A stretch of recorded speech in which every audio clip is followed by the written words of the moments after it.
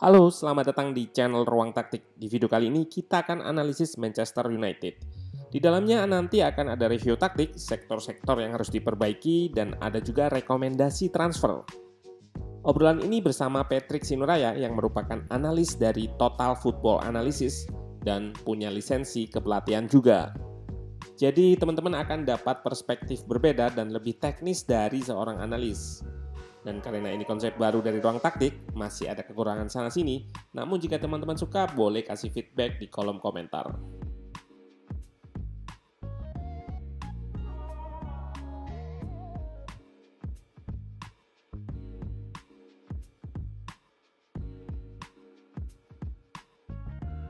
Halo, selamat malam Mas Patrick, apa kabar nih? Selamat malam Mas, kabar baik. Mas gimana kabarnya? Ya, kabar baik juga. Nah, karena Mas Patrick sendiri adalah fans Manchester United, jadi udah di-declare ya Mas ya, di akun Twitternya ada di fans Manchester United. Jadi ini adalah ya, saya fans MU. Jadi tepat sekali kalau teman-teman MU pengen tahu perspektif dari seorang analis gitu. Bagaimana sih klub MU ini dari perspektif analis? Mungkin udah banyak perspektif lain dari ini, dan ini lebih ke hal yang teknisnya. Nanti kita bahas apa saja. Yang pertama mungkin kita langsung aja Mas Patrick, kita akan nge-review gitu taktik dari Ole sendiri di musim ini terutama. Gimana menurut Mas Patrick ini? Karena kan setelah kayaknya MU ini ada fase ya, ada fase-fasenya kayak waktu awal musim, terus fase cederanya Pogba, terus fase Bruno masuk, fase Pogba dan Bruno main, mungkin bisa dibagi seperti itu ya. Untuk dari Mas Patrick sendiri seperti apa? Mungkin ada perspektif lain gitu. Sebenarnya saya pengen ngebaginya ini sih, dibagi jadi dua aja. Maksudnya sebelum fase pertama itu sebelum pandemi, jadi dari Agustus sampai awal Maret. Terus kemudian fase kedua ya yang sekarang ini yang setelah sepak bola kembali lagi dari bulan Juni sampai Juli gitu. Oke. Kebetulan saya udah bikin PPT-nya, jadi biar bisa lebih visualnya lebih enak. Ini bisa ditampilkan Mas? Oke, udah. Nah, udah kelihatan layarnya? Yep, udah kelihatan nih, teman-teman bisa lihat juga. Oke. Nih, MU analisis 2019-2020. Ini pelatihnya kita semua tahu, Ole Gunnar Solskjaer. Nah, tadi saya bilang perbandingan performa MU, jadi saya bagi dalam dua tahap gitu. Yang pertama, sebelum Liga berhenti. Sebelum Liga berhenti, ini di Premier League aja ya. Sebelum Liga berhenti, MU main 29 kali. Terus menang 12, seri 9, kalah 8. Jadi kalau lihat dari rasio menang kalah serinya, agak-agak imbang gitu. Padahal untuk tim besar kan harusnya menangnya jauh lebih banyak gitu. Iya, betul. Terus mencetak golnya 44 dan kebobolan 30 gitu. Hanya surplus 14. Dan itu bikin United di peringkat 5 sampai bulan Maret. Yep. Nah, kemudian sesudah Liga kembali, gimana sih performa mereka? Mereka main 9 kali. Tapi hebatnya mereka menang 6 kali loh. Berarti ya hampir 70% gitu mereka menang. Seri 3 kali dan sama sekali nggak kalah di Liga. Jadi mereka mencetak 22 gol. Kalau di sebelumnya 44 gol dalam 29 laga. Sekarang MU bisa nyetak setengahnya doang, 22 gol dalam 9 laga gitu. Dan kebobolan cuma 6, itu luar biasa banget. Inilah kenapa MU bisa peringkat 3 gitu. Nah, itu secara singkat performanya ya. Nah, ini taktik mereka sebelum pandemi. Mereka United itu pakai formasi 4-2-3-1 dengan pemain kuncinya ada Harry Maguire, ada Wan-Bissaka, ada McTominay, ada Fred, ada Marcus Rashford dan Anthony Martial. Ini maksudnya pemain kunci adalah mereka yang terus main gitu, tiap minggu pasti main. Ini juga karena faktor Pogba cedera juga ya, jadi dia nggak. Ya, Oke. Pogba tuh di awal musim cedera ankle 2 bulan kalau nggak salah, terus sembuh cedera lagi, kalau nggak salah sampai 3 kali gitu. Jadi ya McTominay sama Fred gitu yang main. Ini saya merahin karena nanti kita akan bahas.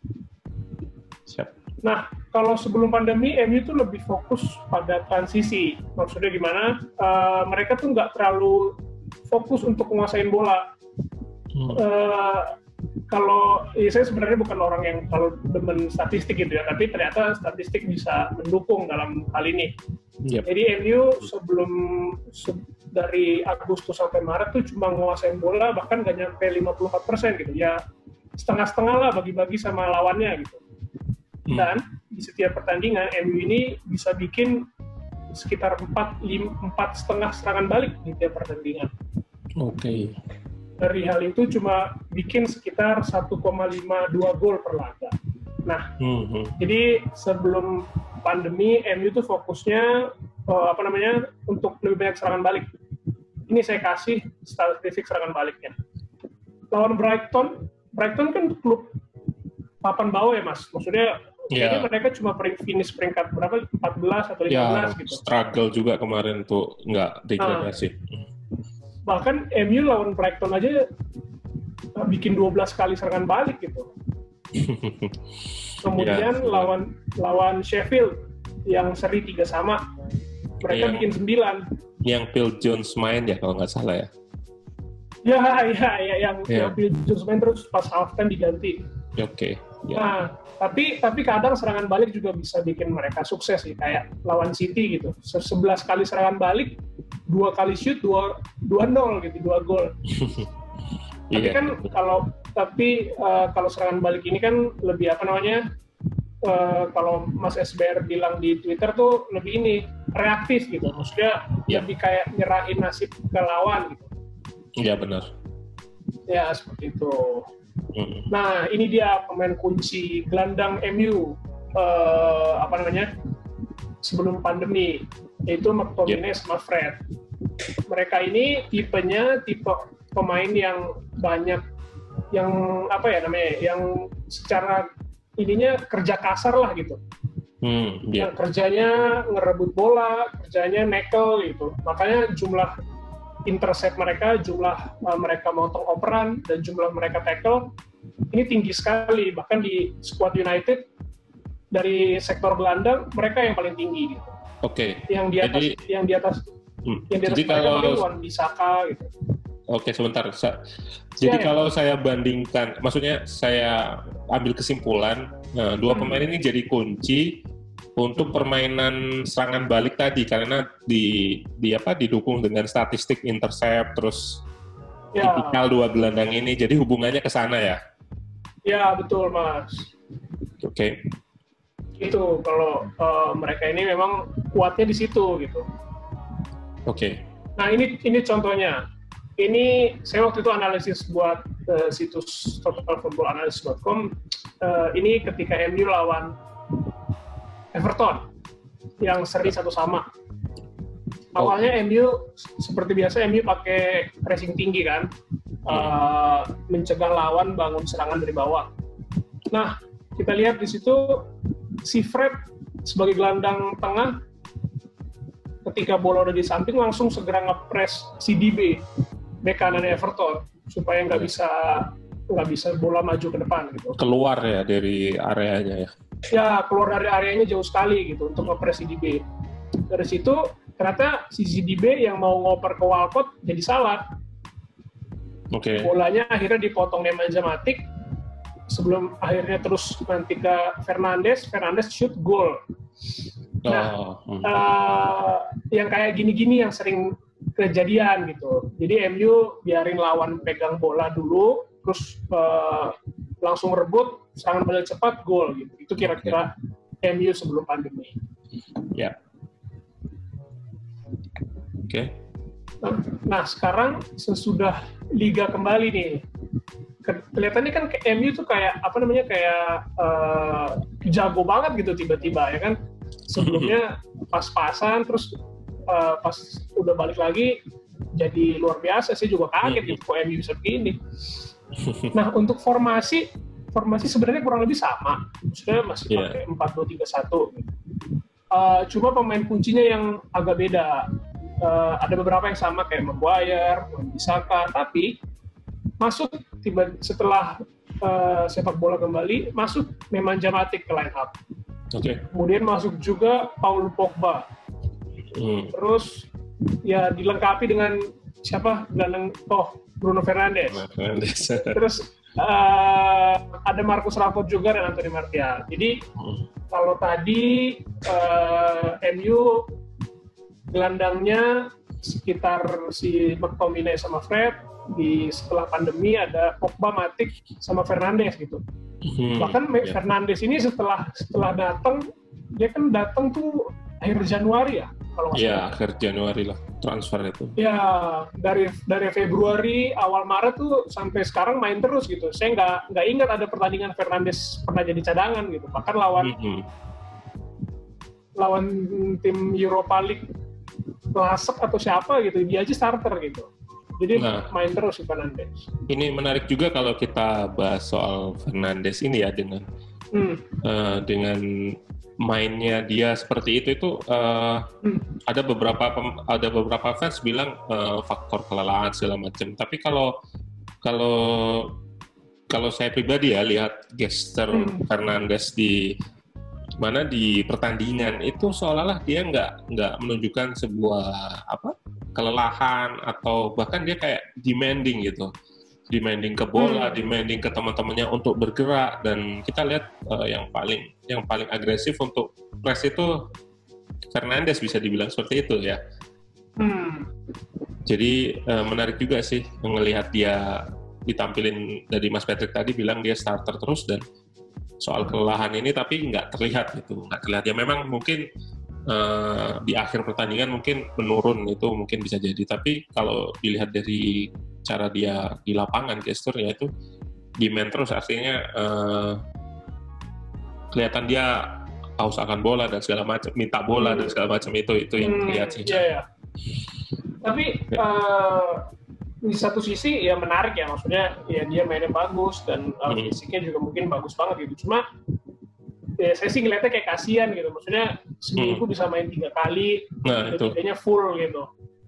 Lawan Norwich aja sampai 2 jam gitu kan, sampai di FA Cup tuh sampai extra time main terus. Extra time, besoknya main lagi. Iya, kasihan banget gitu. Iya. Nah, oke, kita lanjut lagi. Mas.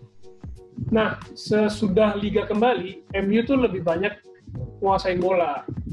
Tadi kalau kita bilang kita di awal penguasaan bola MU tuh rata-rata 53, sekian% lah.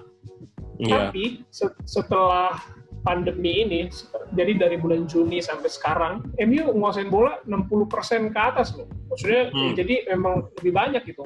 Iya. 6%. Terus ya karena lebih banyak menguasai bola, ya pasti lebih jarang melakukan serangan balik gitu. Jadi serangan baliknya agak turun sedikit, jadi sekitar ya cuma 3-an lah.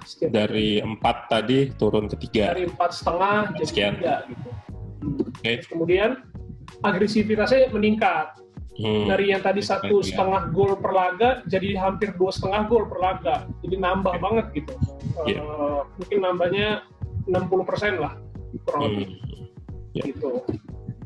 Bahkan ini ada beberapa catatan menarik. MU lawan Sheffield dan lawan Bournemouth bisa sampai tinggi sekali loh, 66-67% menguasai bola. Mungkin kalau kita bandingin sama City yang bisa 70-80 ya emang masih belum seberapa ini kan. Cuma kalau kita bandingin sama MU yang di awal musim, ini kayak langit dan bumi sekali gitu. Iya benar. Iya, jadi memang inilah peran si Pogba, Matic dan Fernandes itu untuk menguasai bola. Lebih banyak MU menguasai bola. Lebih proaktif ya. Yes, lebih ya. Nah, secara spesifik ketika MU menguasai bola, Matic, Pogba dan Fernandes tuh punya 3 peran yang berbeda. Itu yang pertama. Menarik nih. Kedua, trio penyerang Martial, Rashford dan Greenwood bermain di dalam gitu, rapat gitu mereka mainnya. Oh iya, artinya yang biasa di sayap agak masuk gitu, ya? Ya, dan sayapnya yang di samping tuh si back sayapnya berarti si Wan-Bissaka sama Luke Shaw. Oke. So, kemudian kenapa mereka bermain di dalam? Untuk melakukan kombinasi pendek di ruang antar lini. So, ini detailnya. Pertama, perannya Matic berbeda. Dibanding Pogba sama Fernandes, Matic lebih aktif untuk bantu bangun serangan gitu. Dia sering turun ke antara back tengah, di antara Lindelof sama Maguire, untuk bantu mereka ngalirin bola. Kalau kita lihat di sini kan, MU punya 3 pemain di bawah. Lindelof, Matic, Maguire. Sedangkan Leicester cuma punya 2 gitu, Vardy, Iheanacho. Jadi ketika unggul jumlah ini, MU jadi lebih gampang untuk majuin bola gitu. Ya ini salah satu fungsi dropnya Matic untuk unggulin jumlah ini ya. Ya, betul. Tapi ini cuma Matic doang. Fernandes sama Pogba itu nggak pernah kayak gitu. Oke. Nah, kemudian kita lihat di sini Matic, Pogba, dan Fernandes posisinya beda tiga-tiganya. Matic di antara back tengah, Pogba di lini tengah sendiri, Fernandes lebih dekat ke penyerang. Kita lihat Greenwood, Martial, Rashford semua merapat. Semua merapat. Di yang kuning ini adalah ruang antar lini. Jadi ruang antar lini itu di antara lini pertahanan lawan, lini garis back mereka, sama garis gelandang mereka tuh ada ruang gitu. Di situ MU berusaha mengeksploitasi. Nah, Fernandes lah yang jadi target biasanya. Sebagai penghubung ya. Sebagai penghubung dari bawah ke depan. Kadang Pogba juga ikut naik, jadi Pogba ini perannya lebih bebas gitu. Bisa juga bantu si Fernandes di tengah untuk di ruang antar lini untuk ikut kombinasi gitu. Sedangkan Matic yang umpan gitu. Kadang juga malah Pogba bisa yang jadi umpan. Ini contoh gol ketiganya MU lawan Sheffield gitu. Pogba yang agak sedikit turun, terus dia umpan ke Fernandes, dari Fernandes ke Martial, beberapa detik kemudian jadi gol gitu. Jadi memang Matic punya peran yang beda. Dia turun di antara back untuk bantu bangun serangan, terus kemudian Pogba perannya lebih fleksibel, bisa ngirim umpan dari bawah, bisa juga ikut kombinasi ke atas kalau perlu, sedangkan Fernandes lebih sering di atas dia untuk kombinasi sama penyerang-penyerang gitu dari lini tengahnya dan para penyerang. Ini kemarin MU juga sempat pakai di Piala FA. Kita lihat Martial, Rashford sama Greenwood merapat, Fernandes dapat bola langsung ngoper, cuma nggak terlalu berhasil, makanya MU kalah 2-0. Iya sih 2-0 ya? Saya lupa, 2-0. Lupa juga. 3-1 ya? 3-1 apa? Ya, pokoknya itu kalah lah pokoknya. Iya kalah, lupa juga. Pokoknya kalah lah. Iya gitu. Nah itu sih Mas, paling. Kalau taktik. Jadi untuk apa tadi udah terlihat nih, mungkin ya di belakang Matic, kemudian ada Pogba ini bisa dibilang box to box kali ya, karena dia dari box belakang terus box ke depan, artinya naik turun lah posisinya, lebih fleksibel gitu.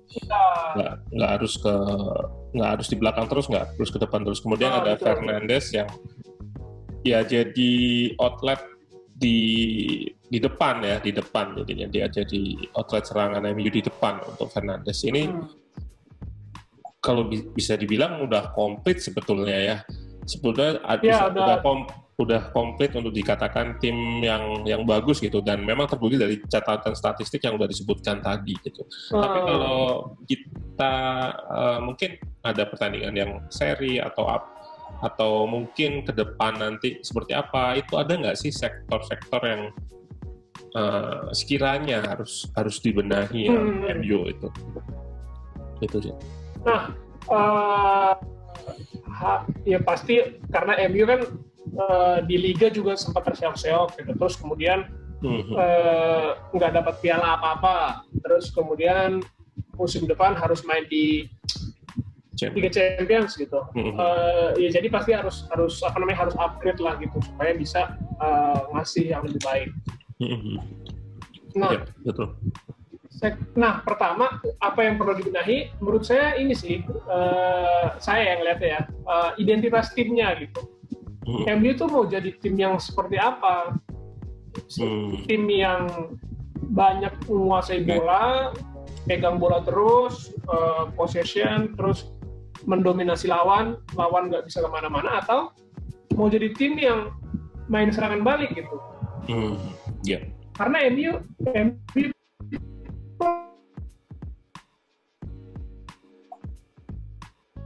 Halo? Februari Maret kemarin hasilnya bagus sekali gitu. Kayaknya nggak pernah kalah di bulan Maret dan Februari gitu. Jadi sebenarnya MU bisa dua-duanya, cuma mau yang mana gitu. Identitasnya mesti jelas lah gitu. Ya. Nah, itu satu. Kemudian yang jadi masalah sih menurut saya ya, MU tuh kedalaman squadnya sih. Jadi kualitas pemain itu kualitas pemain pilihan pertama dan cadangannya tuh agak jomplang gitu. Oke. Kalau kita lihat kayak kemarin 10 pertandingan terakhir MU pasti starternya itu aja. Oke. Nggak pernah ganti gitu. Baru paling ganti di sisa 15 menit, sisa 20 menit gitu. Iya. Nah, ini MU kan asumsinya MU formasinya 4-2-3-1 gitu. Di formasi 4-2-3-1 itu butuh satu kiper, satu bek kanan, dua bek tengah, satu bek kiri, dua gelandang bertahan, satu gelandang serang, satu sayap kiri, satu sayap kanan, satu penyerang gitu. Ini kedalaman squad MU. Pertama, penjaga gawang. MU punya David De Gea, 29 tahun. Cadangannya jelas, si Romero. Kemudian ada Lee Grant. Kemudian, tapi mereka juga punya Dean Henderson. Apakah MU mau pakai mereka? Apakah MU mau pakai Henderson musim depan atau enggak? Ya kita nggak tahu gitu. Tapi seenggaknya MU kalau atau beli lagi gitu. Tapi seenggaknya MU untuk sektor kiper udah aman lah gitu. Meskipun ya untuk jumlah sih aman ya. Untuk kualitas saya nggak tahu nih, De Gea nih makin lama makin berantakan gitu. Oke. Sorry, sebelumnya warna ini hijau itu starter, ungu itu cadangan utama, kuning itu alternatif lain, pink itu lagi dipinjemin ke klub lain, terus nanti ada warna biru sedang dipinjemin ke United. Itu untuk warnanya, jadi untuk bantu jelasin warnanya. Nah, untuk bek kanan, pilihan utama MU punya Wan-Bissaka. Tapi cadangannya nggak ada yang jelas. Maksud saya nggak ada yang jelas adalah Diogo Dalot, Fosu Mensah, sama Ethan Laird ini umurnya nggak jauh dari Wan-Bissaka. Tapi mereka nggak pernah main, jarang sekali main gitu loh. Bahkan kayak di Europa League atau di mana namanya Carabao Cup gitu, yang main tetap Wan-Bissaka juga gitu. Iya betul.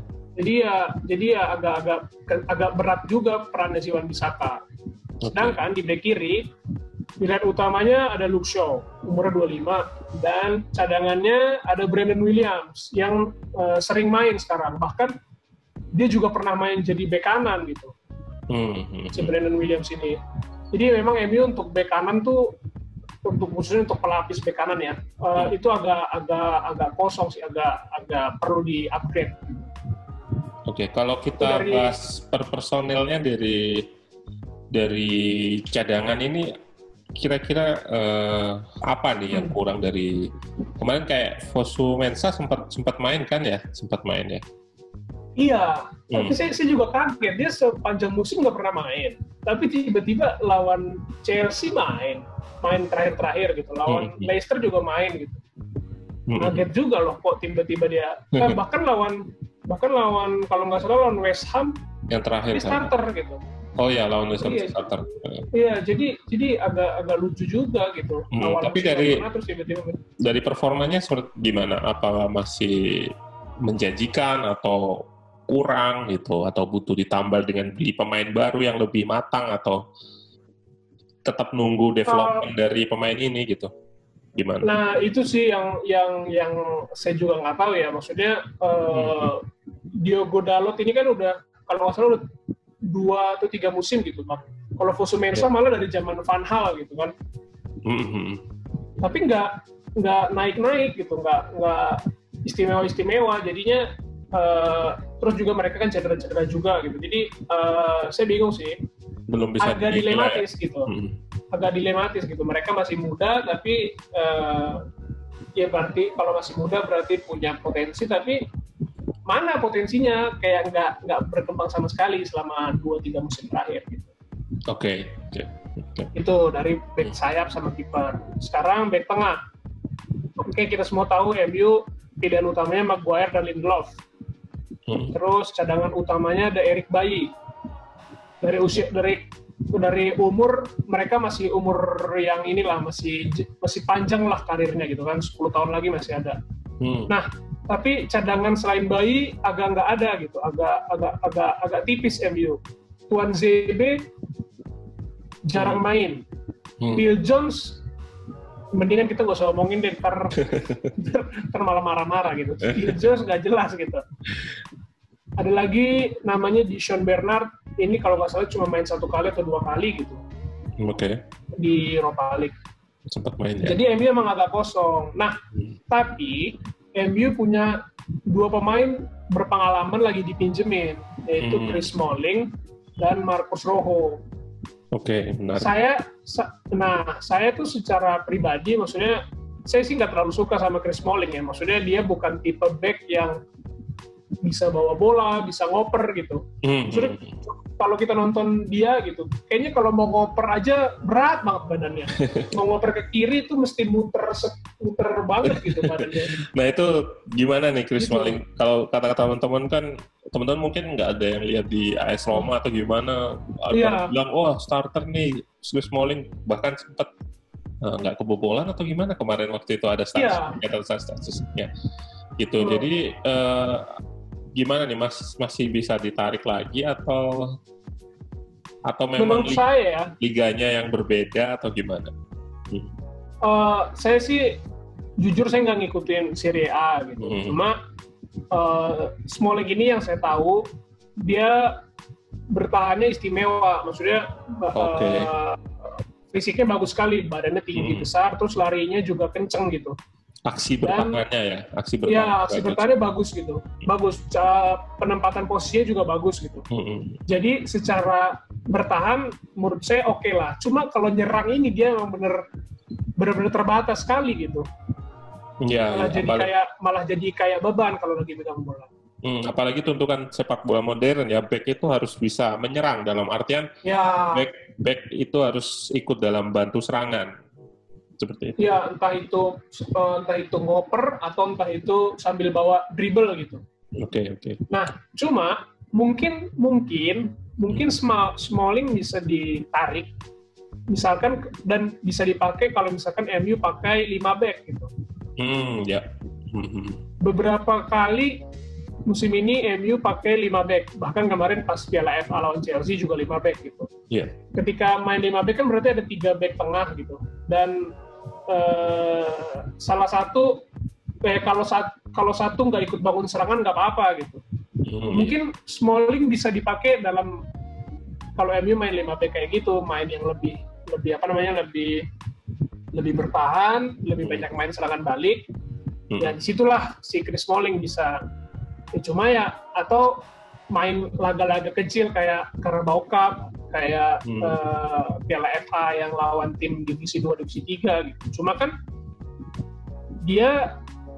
saya nggak tahu ya, dia mau nggak dapat peran seperti itu gitu. Maksudnya kalau cuma jadi serep yang seperti itu dengan umur dia yang udah 30 dan bakal 31, ya kenapa nggak sekalian pindah aja ke klub yang bakal mainin dia terus gitu. Misalkan Roma mau permanenin dia gitu kan. Kita nggak tahu. Nah, tapi itulah yang saya pikirin tentang Smalling gitu. Begitu juga Rojo ya kurang lebih kayak gitu. Seperti diisukan nggak mau balik atau gimana kemana dia waktu? Nah, saya sih nggak terlalu ngikutin ya untuk Rojo ya. Cuma ya kayaknya umurnya juga udah segitu kan 31 kan nanti udah di Argentina juga. Ya dia juga kalau pindah mungkin ya ke paling hebat ke MLS gitu atau ke klub papan bawah gitu ya kan mending Argentina juga gitu. Tapi Rojo ini menarik karena dia punya kaki kiri ya, yang konon. Ya itu dia. Back yang lagi dicari ya, kaki kiri untuk terutama untuk ya itu tadi untuk bangun serangan dan Rojo punya kemampuan itu ya. Punya ya itu Rojo bahkan Rojo juga bisa main jadi back kiri kan, pernah jadi wing back kiri malah nggak cuma full back tapi wing back kiri gitu. Cuma saya nggak tahu sih apakah dia masih cocok dengan pola permainan United atau enggak gitu. Itu untuk back tengah. Sekarang gelandang bertahan. Jadi kita di formasi 4-2-3-1 perlu 2 gelandang bertahan. MU punya Matic yang umurnya 32 sekarang. Udah nggak muda lagi 32. Terus kemudian punya Paul Pogba umurnya 27. Cadangannya ada McTominay dan Fred. Terus kemudian alternatif lainnya ada James Garner. Kalau dilihat dari kayak gini kelihatannya MU agak aman aja ya untuk gelandang gitu.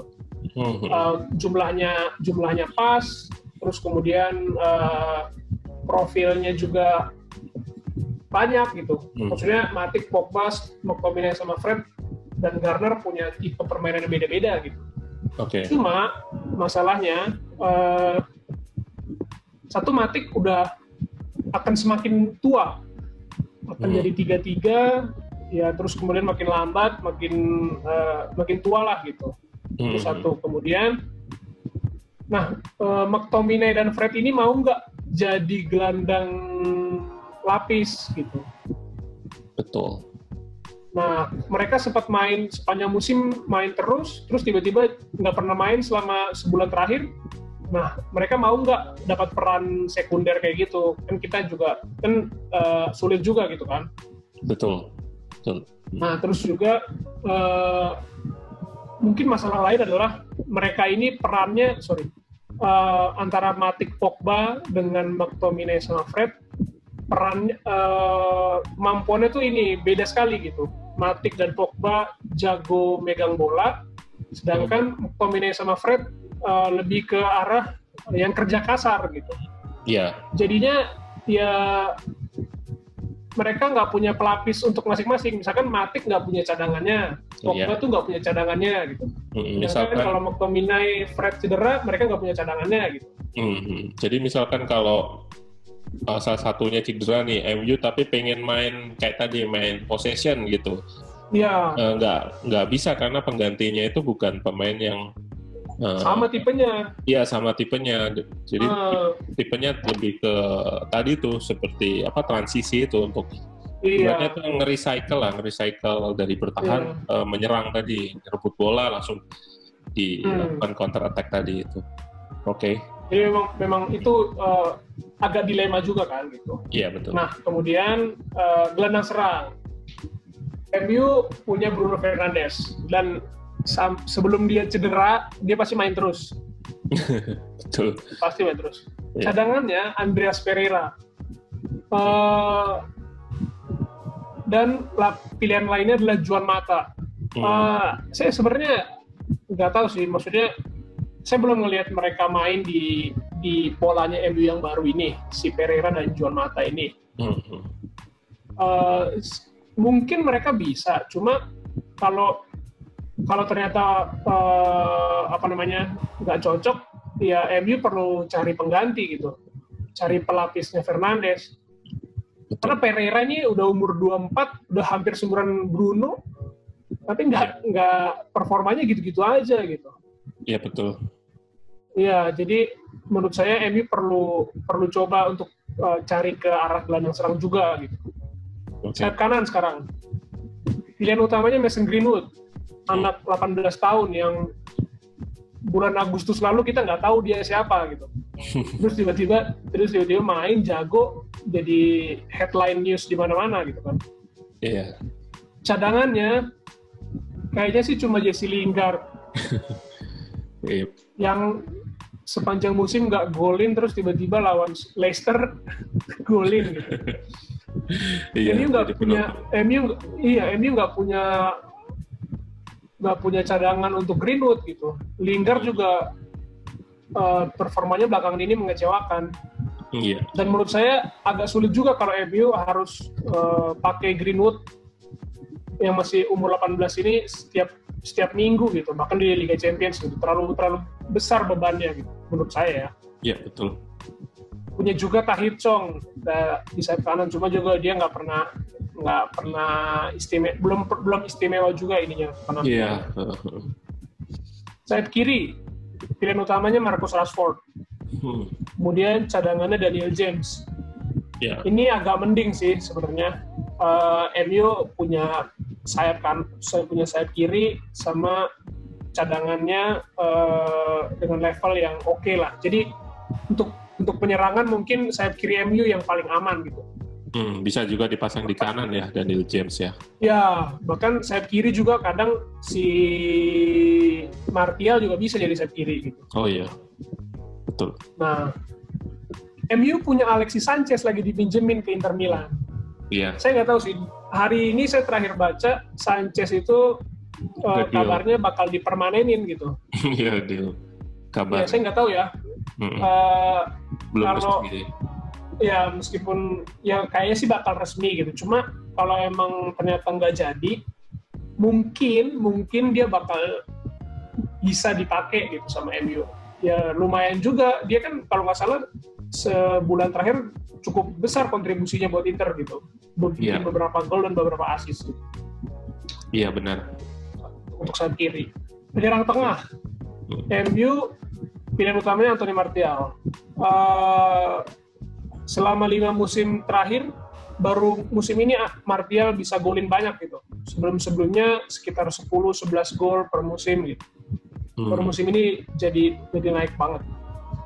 Lapisnya cuma Odion Ighalo. Saya juga kaget kenapa waktu itu MU beli Ighalo ya gitu. Nah, Ighalo ini ya nggak tahu ya, maksudnya dia dipinjemin dari klub apa sih, Shanghai Shenhua atau mana gitu, klub Liga Cina. Main ke MU tiba-tiba dan jadi pilihan utama kalau Europa League lah gitu kemarin. Yang nggak buruk sih, cuma nggak istimewa juga. Iya. Kalau saya baca kemarin dari The Athletic kalau nggak salah pernah bahas soal Ighalo sendiri soal ketersediaan pemain di bulan Januari gitu, itu yang atas. Jadi salah satu yang bikin MU kesulitan untuk cari striker waktu itu dan dapetin Ighalo, dan itu pun dengan peminjam gitu. Jadi ya udah nggak ada lagi gitu.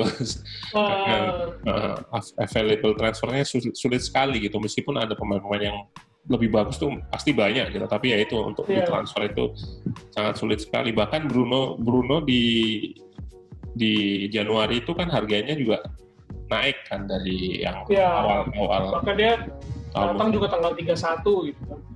Akhir-akhir banget. Oke.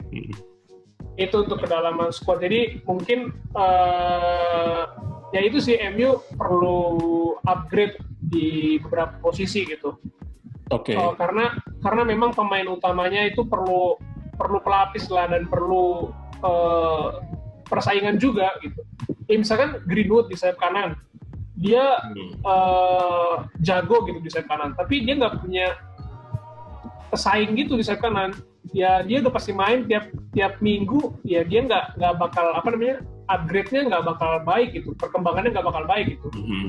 Dibandingkan dengan nggak ada kompetisi. Bandingkan dengan Daniel James atau dengan para gelandang tadi gitu, yang nggak tahu nih bakal siapa yang bakal dipilih gitu. Ada kompetisinya, ada kesempatan untuk upgrade gitu. Itu jadi MU perlu upgrade kedalaman squad mereka. Oke, menarik nih. Jadi teman-teman bisa lihat tadi udah dibedah dengan detail dari kedalaman squad dari MU. Nah, dan kita tahu nih ada beberapa sektor yang memang harus ditambal gitu dengan antara ada dari fungsi perannya, peran pemain, atau dari segi taktik sendiri untuk dibutuhkan untuk possession atau transisi dan kedalaman dari kualitas juga kita sempat bahas tadi. Dan kita akan bahas nanti juga setelah ini sesi kedua dengan membahas sensible transfer atau pemain-pemain yang bisa diproyeksikan gitu dari sisi analis. Mungkin bakal banyak ya pemain yang kalau kita main game atau FM itu kita bisa enak sendiri gitu pilih-pilih pemain gitu, tapi kita akan bahas dari sisi perspektif dari Mas Patrick selaku analis siapa saja yang bisa ditransfer oleh MU. Oke? Oke.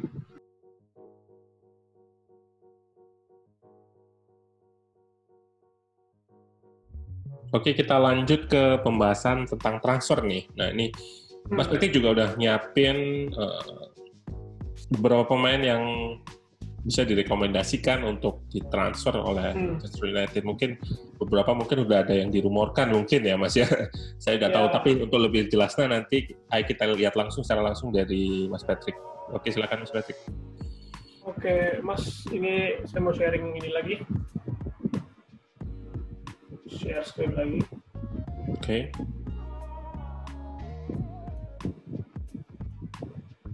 Dah? Oke. Sorry, barusan. Oke, ini dia slide-nya. Nah, beli siapa ya? Kira-kira. Nah, untuk prioritas transfer, menurut saya ada beberapa posisi yang perlu gitu. Pertama, penyerang tengah. Mungkin pelapis ya. Nggak tahu sih atau apakah pelapis atau penyerang tengah utama, tapi yang perlu menurut saya adalah penyerang tengah. Oke. Itu yang pertama. Kedua, sayap kanan. Ini mungkin lebih ke sayap kanan utama sih. Maksudnya ya supaya si Greenwood juga ya biarkan dia bertumbuh dengan baik sebagai pelapis dulu lah gitu. Ya, meskipun udah jago tapi belajar dulu gitu. Dan yang ketiga, gelandang bertahan gitu. Khususnya gelandang tengah, khususnya gelandang bertahan. Mungkin bisa jadi pilihan utama atau pelapisnya Matic gitu. Oke. Pertama untuk penyerang tengah ada nama Harry Kane. Nice. Di gosip sih nggak tahu ya. Apakah dia dirumorkan? Tapi saya secara pribadi senang sih dengan Harry Kane. Oke. Maksudnya dia adalah penyerang yang jago kombinasi, maksudnya nyaman dengan bola gitu. Untuk turun, bantu serangan, bahkan ngirim umpan juga jago gitu. Umpan jauh, umpan pendek jago gitu. Oke, barangkali ini bisa dijadikan jadikan apa ya? Patokan atau profil yang dibutuhkan gitu. Seperti teman-teman tuh ngambarin kalau pemainnya harus sering drop, harus sering ini kan sulit. Nah, Mas Patrick ini ngasih gambaran pemainnya seperti Harry Kane gitu. Contohnya profil pemainnya seperti Harry Kane untuk penyerang tengah. Ya, kalau Harry Kane ya tadi sering drop, juga dia punya teknik tendangan bagus gitu, bola mati bagus, umpan bagus. Jadi menurut saya dia penyerang yang komplit sih. Satu-satunya yang kurang dari dia adalah gelar. Jadi karena umurnya juga udah 27 gitu ya, kasihan juga umur 27 belum dapat gelar apapun gitu. Jadi ya menurut saya pindahlah ke MU gitu. Semoga mau ya. Semoga dipermudah gitu. Nah, selain Harry Kane, saya kepikiran Edinson Cavani. Ini salah nih umurnya, bukan 27, aduh. 30 berapa ya? 33 berapa gitu, sorry. Maaf, umurnya salah. Mungkin teman-teman yang tahu bisa ditulis di kolom komentar nanti sorry. Saya tadi agak buru-buru bikinnya. Edinson Cavani umurnya kalau salah 33 atau 34. Statusnya? Statusnya dia kontraknya Free, kayak habis iya, free. ya, habis. Dengar free juga, free transfer. Oke. Kenapa? Maksudnya saya nggak menemukan alasan kenapa MU nggak mau dia ya. Mungkin dia udah tua. Oke lah, 33, 32, 33, 34 umurnya. Cuma dia ini loh, dia punya gaya bermain yang beda dengan pemain United lain gitu. Iya betul.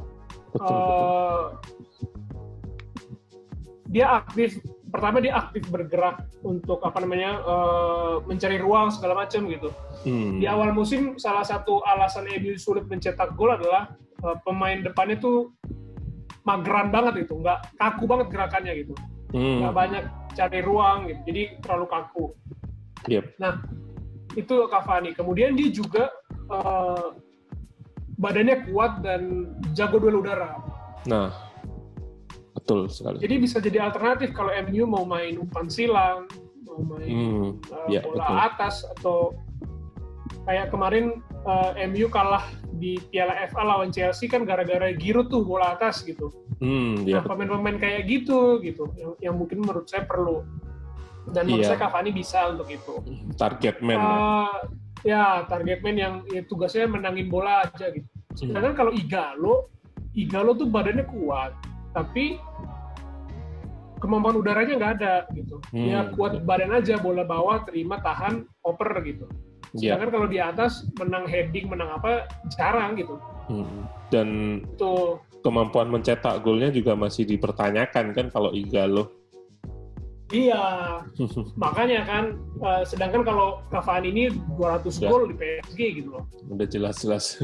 Udah jelas lah gitu. Bahkan dia pun pemain yang kayaknya nggak terlalu egois sih. Maksudnya di timnas dia bisa berbagi tempat dengan Forlan, dengan Suarez gitu. Kemudian di PSG dulu pas masih di Ibrahimovic, dia main di sayap kiri dan jago juga gitu. Iya, dan dia menurut saya pemain kayak gini idaman semua pelatih sih menurut saya, kalau saya yang lihat. Iya, betul. Itu meskipun umurnya udah 33, 34 gitu. Nah, terakhir Raul Jimenez. Dia umurnya udah 29, aduh saya salah lagi. 29 umurnya. 29. Masih kelihatan muda dia lebih tua dari Kane. Tapi beberapa hari terakhir rumornya dia yang paling kencang. Ya sama sih, dia juga menawarkan profil yang berbeda gitu. Dia badannya kuat, dia duel atasnya bagus gitu, dan finishingnya juga lumayan. Terus dia juga udah punya pengalaman lah main di Premier League, main di Eropa gitu. Jadi bisa lah gitu. Cuma untuk usianya udah 29 gitu, dan ya kalau dibandingkan dua pemain yang lain kayaknya dia kualitasnya masih agak sedikit di bawah mereka gitu. Jadi saya nggak tahu sih, mungkin Jimenez kalau dibeli ya jadi pelapisnya Martial, atau mungkin ya ganti-gantian gitu loh. Ya, rotation player ya. Iya, rotasi. Ya, itu kalau untuk penyerang tengah. Saya juga sebenarnya sempat kepikiran kayak pemain yang kuat duel atas sih, yang bisa jadi opsi. Mungkin kayak Oliver Giroud atau Mario Mandzukic. Cuma mungkin Giroud dipakai terus sama Chelsea sekarang kan. Di awal sudah dipakai, terus sekarang kepake terus. Jadi kayaknya sulit kalau bahkan jadi salah satu kunci timnas Prancis nih, Giroud kemarin. Iya, makanya. Iya betul. Ya itu Giroud memang ya, bagi beberapa orang kayak Giroud cuma nahan-nahan bola doang, nggak pernah golin. Iya. Kalau bola nggak ditahan, ya gimana mau maju gitu kan? Maksudnya emang punya peran yang mungkin perannya nggak terlalu meledak-ledak gitu, tapi penting gitu.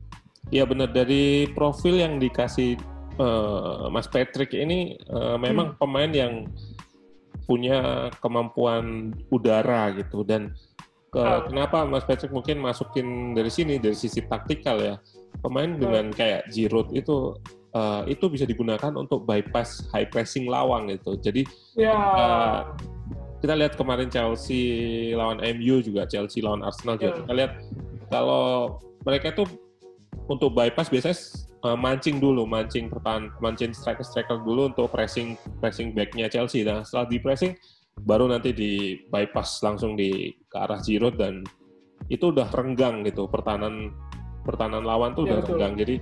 Jadi inilah memberikan dimensi. Memang mungkin secara kontribusi gol mungkin nggak kelihatan gitu. Jadi sama kayak di timnas Prancis kan 0 gol gitu. Tapi ya itu tadi dia gunakan untuk bypass pressing lawan tadi.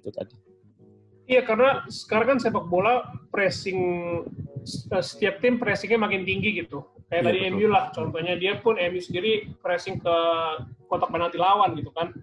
Nah, kalau mau coba maksa bangun lewat operan-operan pendek kan beresiko. Ya itu tadi kayak Mas bilang gitu. Pemain depan ini, pemain yang gede, tinggi, besar ini berguna untuk ya kalau nggak ada opsi operan pendek, ya main jauh gitu. Dia yang tinggi ini, biar nanti kalau di depan dia menang, bola udah di depan gitu, udah tinggal lawan back doang gitu. Ya betul. Itu untuk penyerang. Nah, sekarang sayap kanan. Ini ada 3 juga. Ada 3 juga nih, menarik. Pertama, Gareth Bale, 31 tahun. Iya. Kenapa Gareth Bale? Satu, dia nggak kepake di Real Madrid. Semua orang tahu dia cuma makan, ya bisa dibilang, ya maaf kata, dia cuma makan gaji buta lah di Real Madrid. Ya, ada videonya dia nggak ikut selebrasi itu ya kan. Iya. Tapi kontraknya masih panjang, masih sekitar 2 tahun lagi gitu. Gajinya besar sekali. Ya, itu makanya jadi masalahnya. Secara kalau dari positifnya ngambil Gareth Bale adalah kualitasnya udah teruji di Premier League, di La Liga, di Liga Champions gitu. Ya Gareth Bale ya pemain kelas dunia lah gitu. Dia juga selain larinya yang kencang, dia juga fisiknya bagus, badan atasnya kuat gitu. Atletis. Dibanding penyerang United yang lain mungkin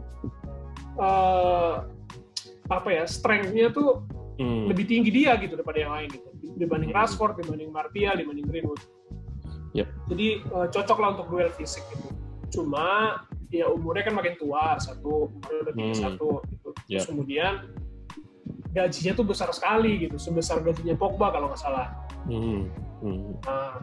Dan dia beresiko juga sih untuk merekrut dia gitu kan. Itu untuk Gareth Bale.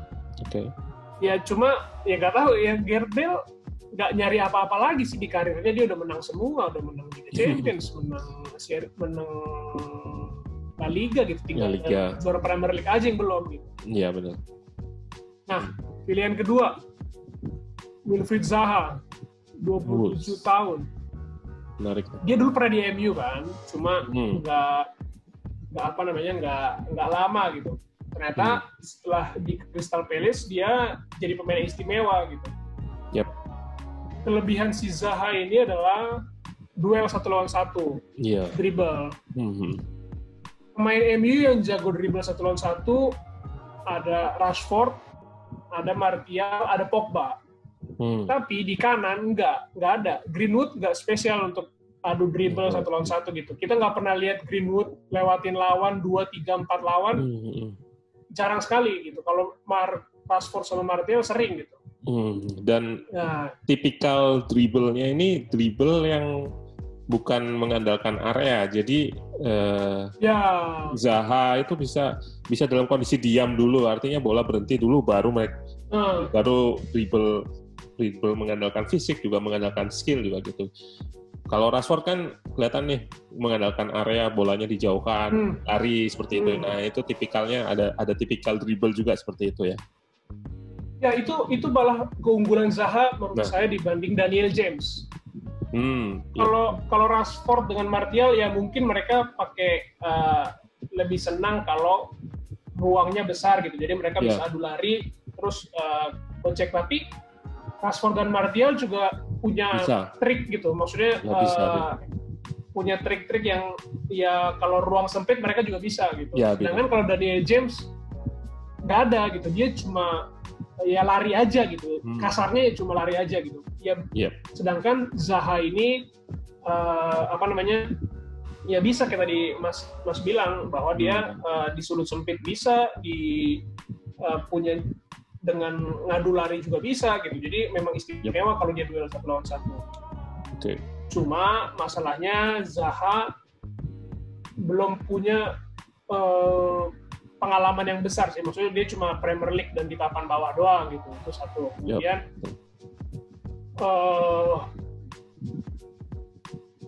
dia pernah di MU dan gagal gitu. Jadi ya maksudnya ya kalau dia ke MU bakal ke MU lagi, bakal jadi tekanan besar juga bagi dia gitu untuk membuktikan ke orang-orang bahwa salah gitu. Mental ya. Ya mentalnya. Jadi ya itu oke lah gitu. Jadi ya emang ada pro dan kontra untuk Zaha. Dan terakhir ya ini obrolan semua orang kan, Jadon Sancho. 20 tahun masih mungkin secara kualitas dia sih yang paling cocok ya. Maksudnya saya nggak terlalu banyak nonton Bundesliga gitu. Cuma dari beberapa kali saya ngelihat Sancho, ya dia kombinasi dia nyaman ketika main di ruang sempit gitu. Bisa gocekannya oke, terus kemudian kombinasi main pendeknya 1-2 operannya bagus gitu. Iya, bisa bikin peluang juga ya. Bisa bikin peluang ya, dan dia masih sangat muda gitu. Iya. Dan ya kalaupun dibeli mahal, ya kalaupun misalkan dia jadi pembelian dibeli MU terus gagal, masih bisa dijual lagi gitu kan. Sedangkan kalau yang lain kan kalau beli mereka terus gagal ya usia. Nikmatilah itu sampai selesai. Jadi menurut Mas Patrick ini kan rumor 120 juta pounds ya. Itu menurut Mas Patrick sesuai atau overpriced ya kalau untuk harga Sancho dengan harga segitu? Saya kalau pemain Britania ini, pemain Inggris ini terlalu mahal lah harganya. Iya. Jadi kalau kita bandingin sama pemain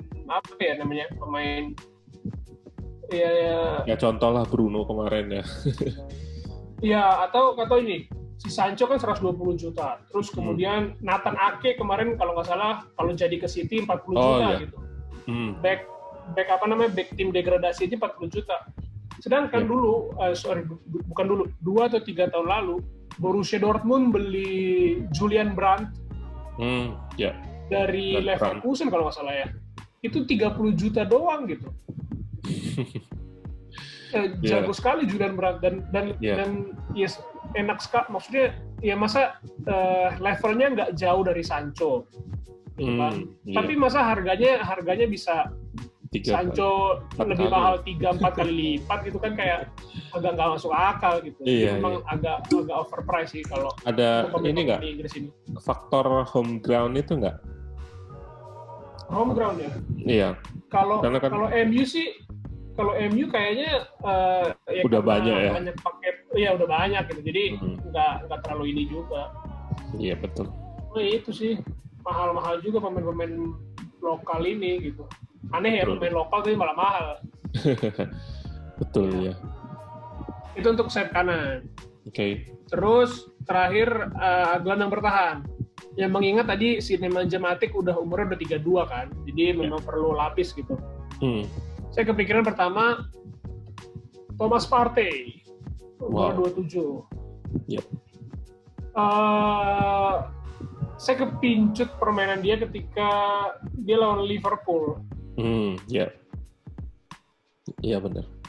Di timnya di Atletico Madrid, gelandang bertahan kan, ya maksudnya memang timnya kan memang defensif gitu ya ketika turnamen besar gitu kan. Ya berarti dan ketika bertahan bagus, maksudnya cara dia membaca pertandingan, penempatan posisi segala macam gitu bagus gitu. Jadi sulit kebobolan lah si Atletico ini. Tapi ketika dia pegang bola, dia pegang bola ofensif juga bagus gitu. Dia mungkin kalau oper nggak terlalu banyak, tapi ininya bawa bolanya, dribblenya gitu, Iya. Di sudut sempit pun dia cukup istimewa gitu untuk ukuran gelandang Resistansi terhadap pressingnya ya, resistansi terhadap pressingnya dia. Jadi sulit sekali, maksudnya kalau orang ngepres si Partey pun ya belum tentu kerebut gitu, meskipun dia cuma gelandang bertahan gitu.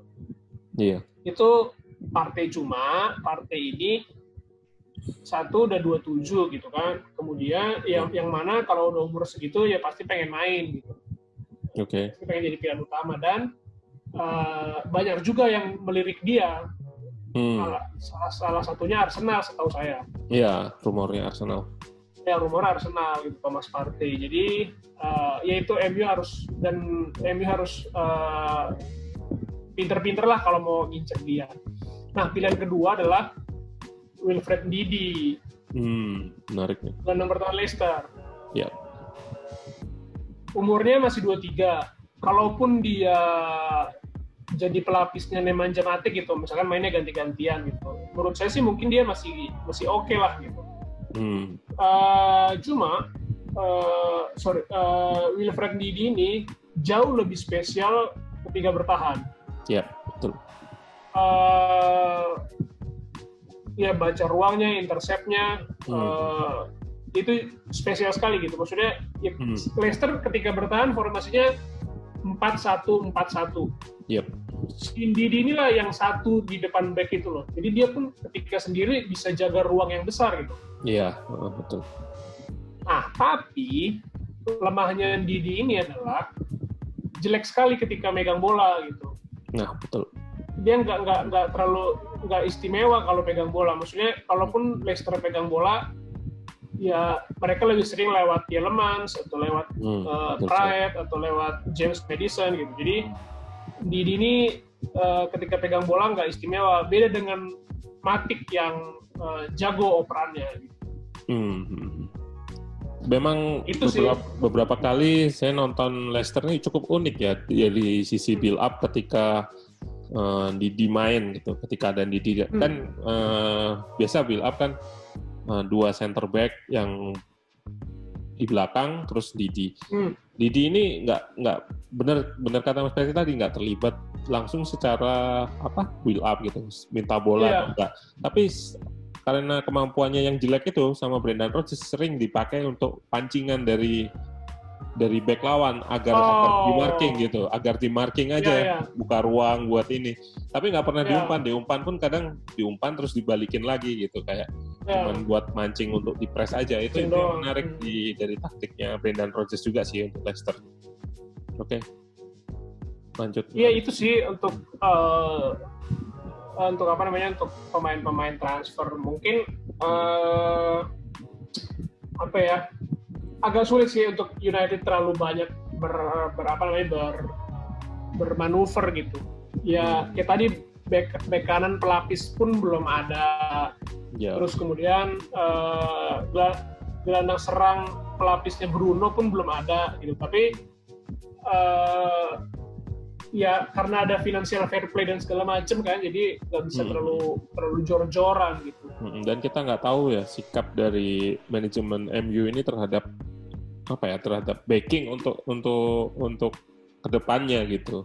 Ya. Kita tahu kan Lampard atau Chelsea gitu kita udah tahu dari sebelum akhir musim udah dapat lampu hijau dari manajemen untuk disediain nih dana sekian gitu untuk transfer gitu. Tapi kalau kita lihat MU kayaknya nggak ada berita untuk ngasih dana gitu. Tapi nggak tahu juga kalau memang tiba-tiba beli gitu kayak sekarang Sancho yang dengan harga segitu itu 120 juta gitu dibeli. United ini lucunya gosipnya banyak, tapi yang dijadiin nggak ada gitu, dikit banget. Iya. Snyder sampai pensiun ya masih dijadikan. Snyder gaitan. Aduh. Iya banyak banget. Nah mungkin ya kita kalau bahas untuk pemain di luar yang ini ya, di luar gelandang bertahan, di luar sayap kanan, di luar striker, saya ada kepikiran nama James Rodriguez. Gelandang serang. Iya.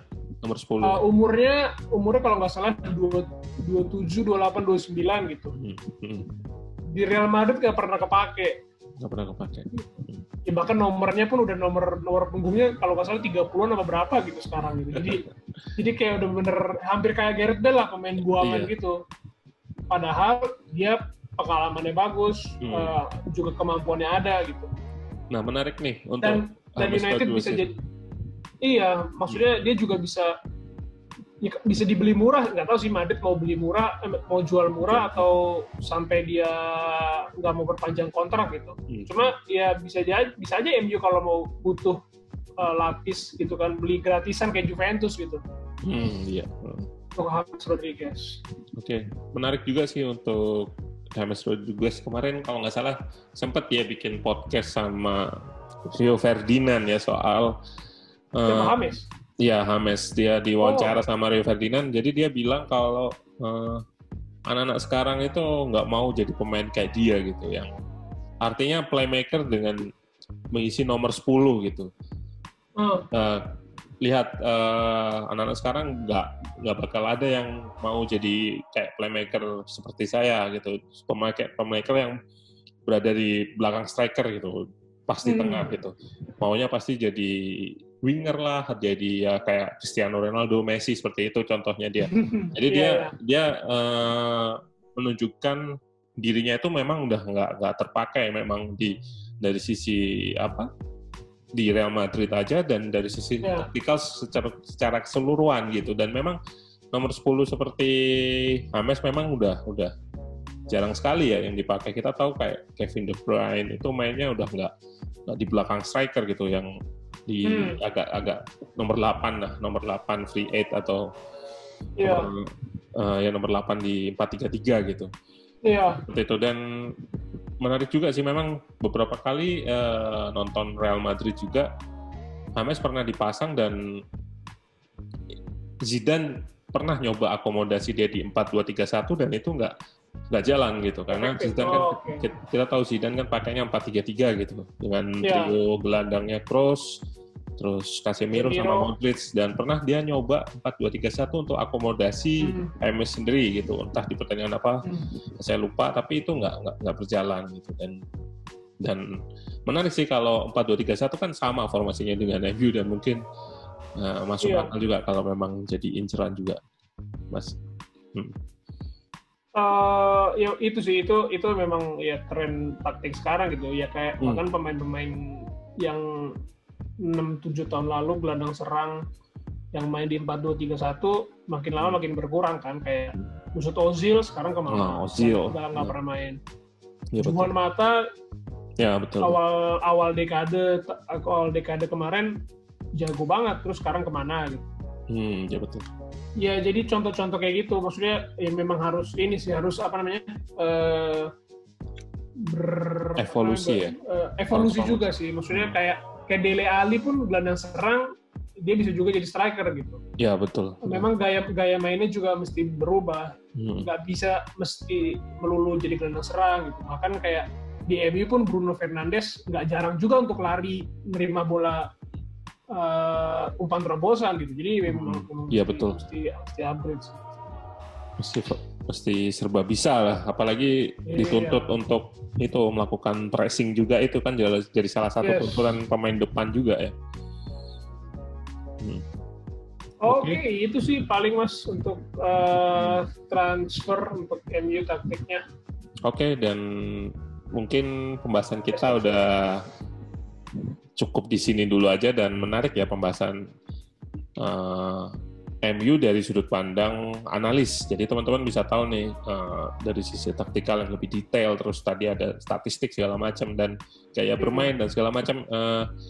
Ada pembahasan yang lebih teknis di sini, dan semoga mungkin kalau teman-teman suka dengan pembahasan-pembahasan seperti ini, silakan di kolom komentar tim mana nih yang bisa dibahas. Mungkin nanti bisa hadirkan Mas Patrick atau mungkin analis-analis yang lain yang bisa dan bisa juga request pembahasan apa yang ingin dibahas. Jadi kita akan lebih banyak ada obrolan seperti ini. Dan terima kasih banyak Mas Patrick, dan semoga sukses dengan menjadi analis itu untuk di manapun karirnya kan, kita nggak tahu ya di Indonesia sendiri ya udah mulai